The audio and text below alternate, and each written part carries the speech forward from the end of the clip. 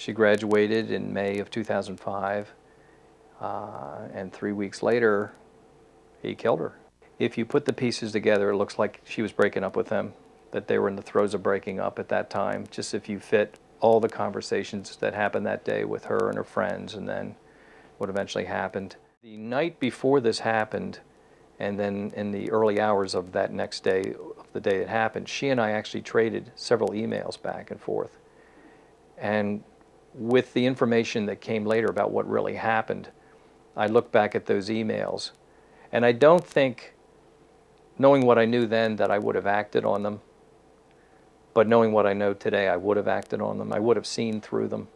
I would have asked more about her. I would have just called her at that point in time, even though it's late, but for college kids, late is not late. So knowing what I know now, I would have done a better job about that.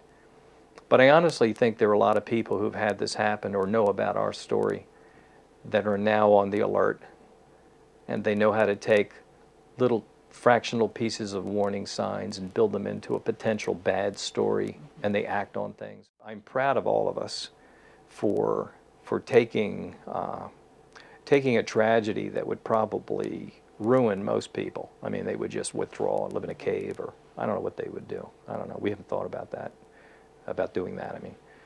But, and I feel proud of us. I mean, it's hard. I mean, things like this interview are very hard. They're hard.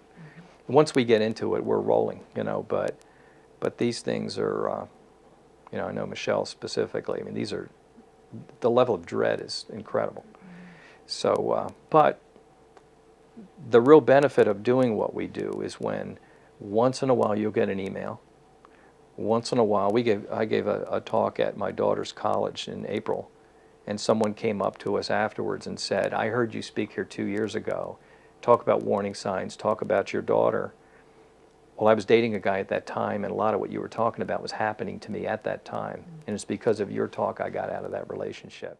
If you're a teenager and your boyfriend hurts you, about the last people you're going to go to are your parents, because what are they going to do? You're not going to see that guy, or your dad's going to want to go see that guy. I mean, that's a disaster.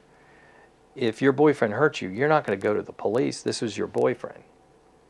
So you're not going to really want to go to anybody. So you're kind of on your own. So you don't have coping skills. You're a young person.